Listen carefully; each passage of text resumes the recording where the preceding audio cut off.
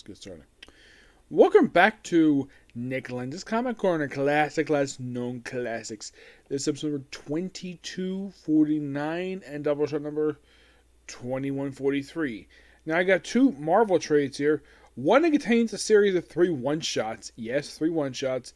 The other contains a brief miniseries crossover that came out back in 2017. I'll get to what will go in this one. Okay, first up we have is Punisher War Journal. Yes, Punisher War Journal. This is not the original ongoing series from the 90s or the... Now, I thought this was going to be a continuation of the second volume. Nope, it's just a series of one-shots just happened to have the Punisher War Journal label on it. They push it... Here's the thing, though. Marvel did the same thing also with the Eternals, where they had a series of 3 one-shots published while the series was coming out. And they did the same thing Punisher for some reason, and instead of, put in the same trade as the issues, nope, had to put in a separate trade. Now, the one-shots have these titles: Blitz, Brother, and Base.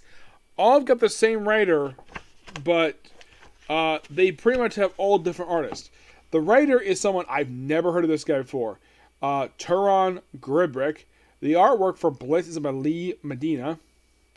Rafael Panimo does Brother, and Dodgebril Marcet Pan does the artwork for Base. The cover art is by Mohamed, so I have kind of heard of this guy before, and Matthew Wilson, who does Blitz. The cover for Brother is somebody who I actually have heard of before, Leno Francis Yu. Yes, a very good cover artist, a very good artist, who I wish does more interiors nowadays, with Molly Harwell also doing it. We have Javier Rodriguez. I kind of heard of this one too. So, this is special thanks to Jason Aaron. Yes, as you can tell by the logo, this is the Punisher who was basically who's the Lord Slayer of the Hand. The ending of the run has basically got a lot of negative backlash toward it. These 3 one-shots are a bit of basically side stories, the main thing. First up in Blitz, you just have him basically... Now, you can kind of think of these one-shots as him... He's looking for the hate monger. Yes, that's the main bag of these stories. The hate monger. So it's like, okay, so in the main book, he basically fights Ares, the god of war, who is not his bad guy. He's the enemy of Thor and Hercules. Here we have hate monger, an enemy of Captain America. He just basically looks at random people.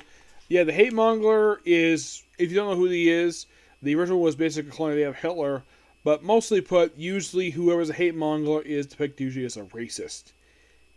Yeah, with the exception of the one who led the Society of Light,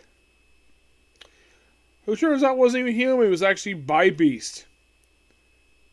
Yeah, but that was really, I love that story. But this one, yeah, he just had Punisher with ninjas, where they basically attack. Now, aside from Punisher and, of course, the name Hate Monger, there's really nothing really remarkable about the... Oh, yeah, let's have basically the sniper take out by frickin' Bell.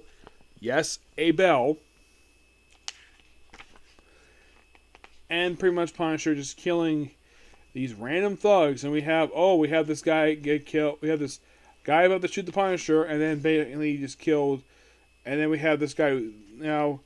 He's still looking for him, even by the Brother one-shot. Now, Punisher does not harm a kid, per se. He stops him, and I appreciate, though, it seems like we read these one-shots, despite the fact this is clearly the Punisher from the hand. It seems as though the writer himself basically might be someone who kind of respects how Punisher is written over the years. And just, well, even though, yes, it's in character how he's written in the main book, but it's mostly a little bit also takes inspiration from how he's supposed to be written. Yes. Yeah, by the end of it, he does find the hate monger.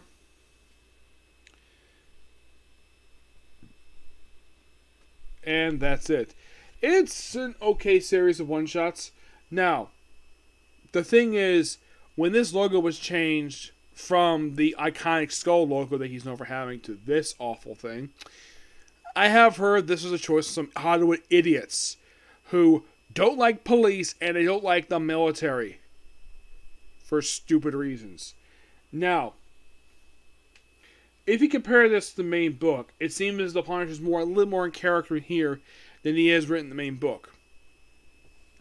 I give the book an 8 out of 10. It's got good artwork. Love the artwork, though. Makes something really a lot better. We have better than that. We have Monsters Unleashed, a crossover from 2017.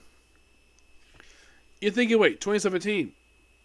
Wasn't that the year they came up with the awful crossover known as Secret Empire? Yes.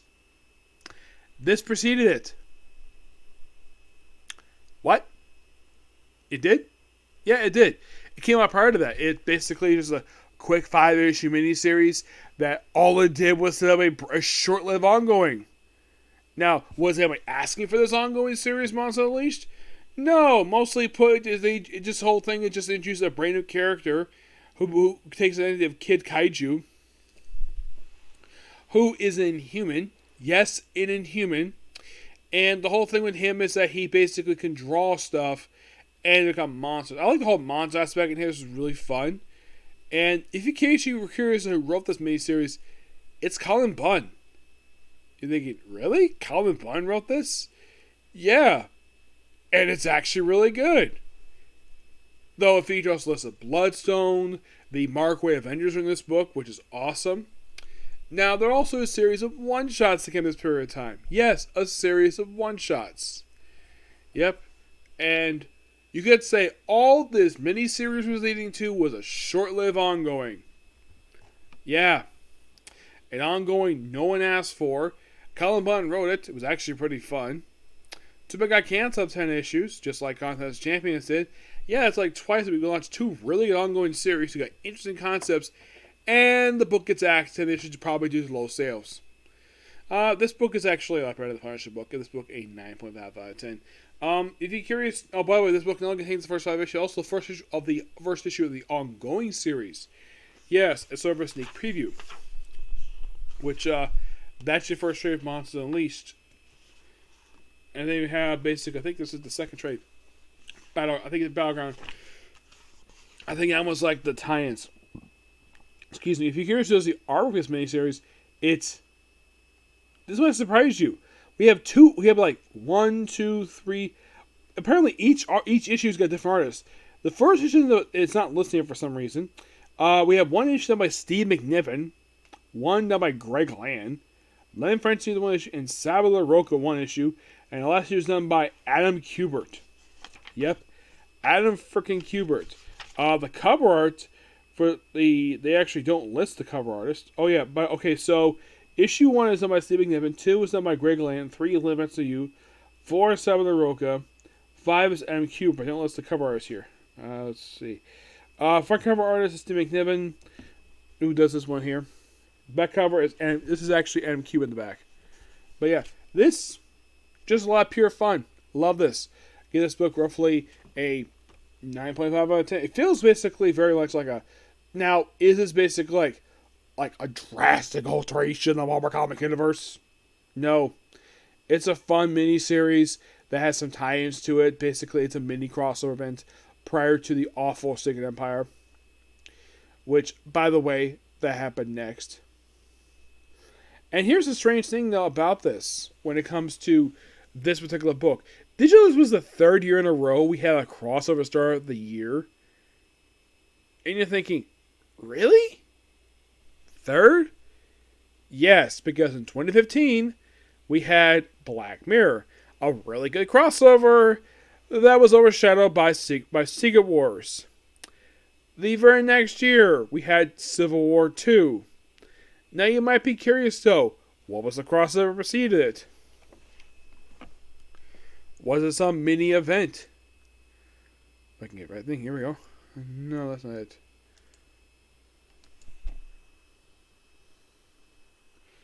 Now, here's the thing of Monsters Unleashed that you might like.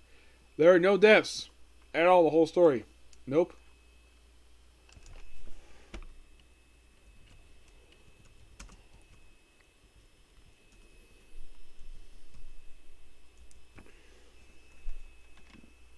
Excuse me.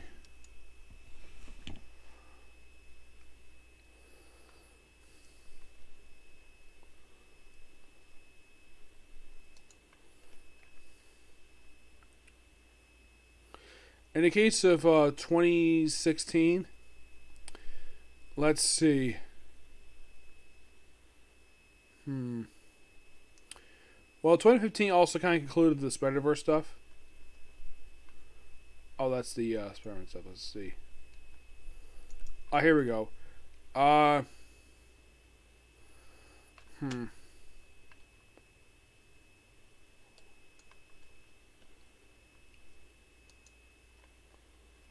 Was there Avengers story the thing of this one?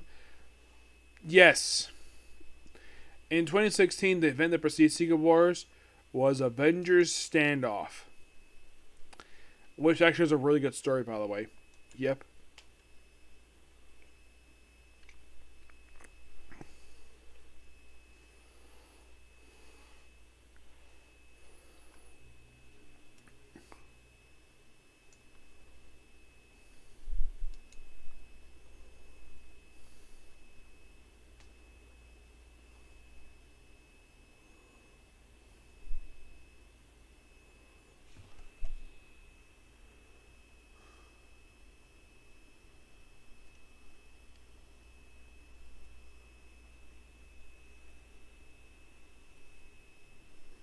Yeah, but not much I'll say with two trades here.